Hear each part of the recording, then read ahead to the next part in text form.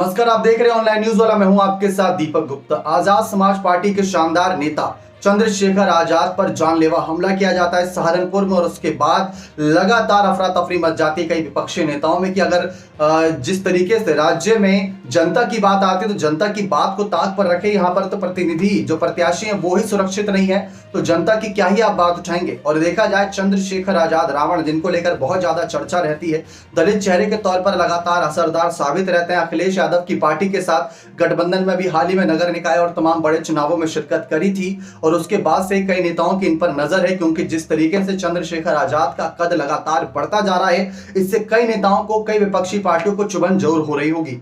लेकिन अचानक से इन पर हमला होता है। हमले को लेकर पूरी घटना जब बताते हैं चंद्रशेखर आजाद, तो बताते हैं कि मेरे पर अचानक से फायरिंग की गई, और जब अचानक से ऐसा कुछ होता है तो आप भी अपनी आंख बंद कर लेंगे, आप अपने आप को बचाने की कोशिश करेंगे। लेकिन उन्होंने फिर भी कहा कि मेरे साथियों ने गाड़ी का देखा कि गाड़ी किस दिशा में जा रही थी, उसमें कौन बैठा था, थोड़ी पहचान उन्होंने की।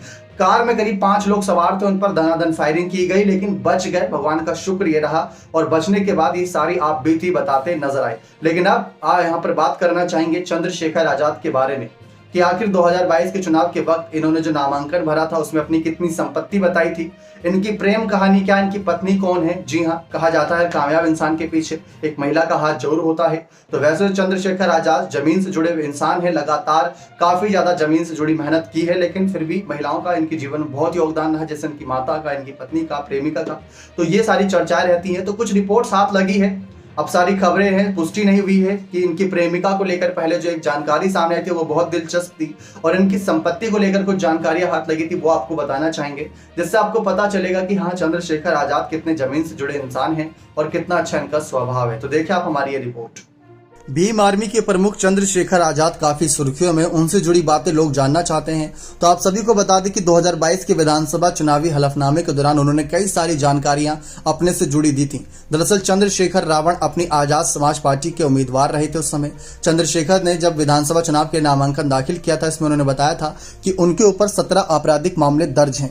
कहीं ना कहीं दाखिल हलफनामे के मुताबिक 34 साल के चंद्रशेखर ने 2012 में गढ़वाल यूनिवर्सिटी से LLB की पढ़ाई पूरी की थी। उस दौरान एफिडेविट में उन्होंने अपनी संपत्ति का ब्यौरा भी दिया था। इसमें उन्होंने बताया कि उनके पास कुल 44 लाख रुपए से ज्यादा की संपत्ति है। हालांकि इसमें से 23 लाख से ज्यादा की संपत्ति उनकी पत्नी वंदना कुमारी के पास है।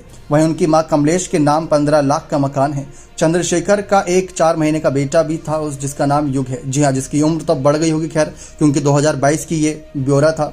अब आपको बता दें कि दायर हलफनामे में चंद्रशेखर ने बताया कि उनके पास 18,000 और उनकी पत्नी के पास 12,000 रुपए की नकदी थी 2022 के वक्त। चंद्रशेखर का एक ही बैंक अकाउंट है जिसमें 26,369 रुपए जमा है। उनकी पत्नी के नाम 2 अकाउंट्स हैं, एक अकाउंट्स में 84,000 तो दूसरे में 3,10,000 रुपए की ज्यादा रकम है। चंद्रशेखर के पास 40 ग्राम सोना है जिसकी कीमत 1,96,000 रुपए, जबकि उनकी पत्नी के पास 400 ग्राम के गहने हैं जिनका मूल्य 19,60,000 रुपए है। उनके पास 0.2 एकड़ की खेत की जमीन भी है जिसकी कीमत 3 लाख रुपए बताई गई। उनकी मां कमलेश के नाम छुटमलपुर में 1,000 वर्ग फीट का एक मकान भी है जिसकी कीमत 15 लाख रुपए बताई गई। चंद्रशेखर ने अपने ऊपर कर्ज न होने की बात की। चुनाव में गठबंधन को लेकर भी चंद्रशेखर काफी चर्चाओं में रहे थे, क्योंकि समाजवादी पार्टी के साथ आते नजर आए थे। लेकिन आप सभी को बता दें कि किस तरीके से करीब 4 लाख से ज्यादा वोटर्स वाली कहीं ना कहीं सीट पर 40,000 कायस्थ और निषाद वोटर के बीच यहाँ पर चंद्रशेखर आजाद ने हुंकार भरी थी।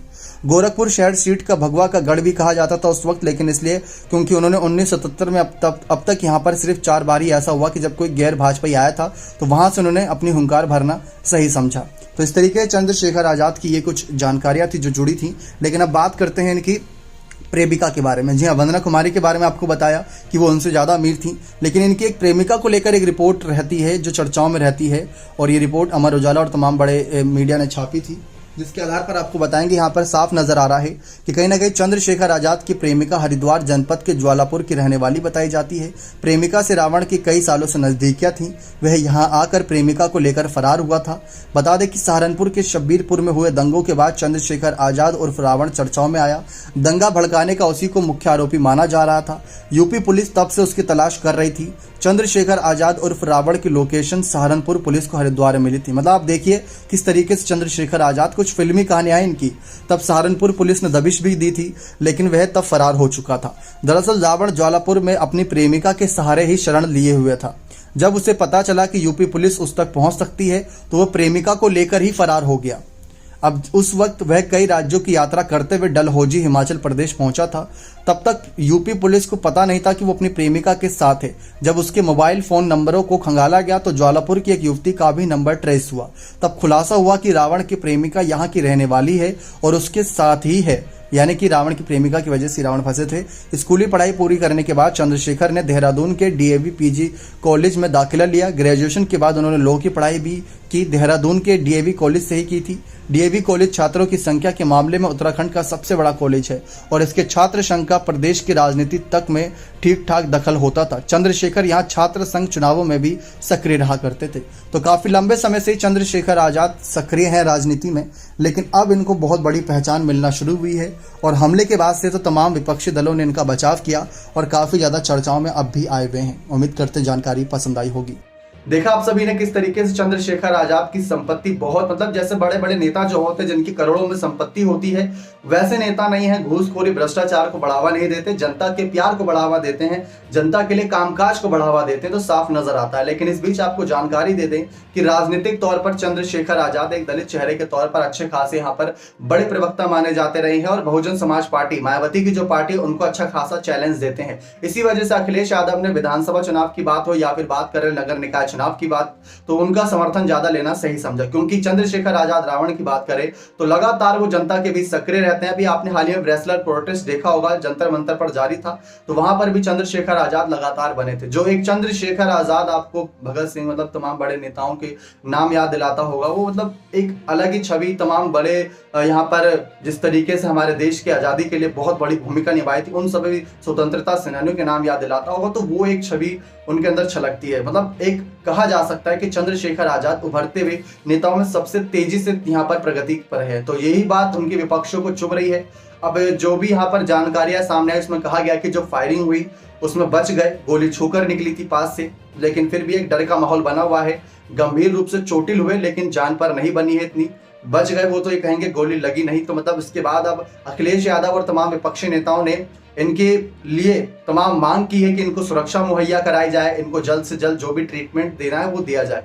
लेकिन जंगल राज की बात की जा रही है कि पहले माफियाओं का अंत किस तरीके से कर देता, कोई भी आके गोली मार देता है। अब यहाँ पर प्रत्याशियों पर, प्रतिनिधियों पर ही गोली चलाई जा रही, तो ये कब तक चलेगा? इसको योगी सरकार का जवाब देना होगा, योगी की सरकार की पुलिस को जवाब देना होगा। अब देखते हैं चंद्रशेखर आजाद जैसे ही ठीक होते हैं, जनता के बीच जाते, तो इस मुद्दे को कैसे उठाते हैं। बने रहे चैनल के साथ। उम्मीद करते हैं तमाम जो जानकारी थी वो पसंद आई होगी। सारी जानकारी रिपोर्ट्स के आधार पर थी, पुष्टि नहीं है। बने रहे चैनल के साथ। बहुत बहुत धन्यवाद।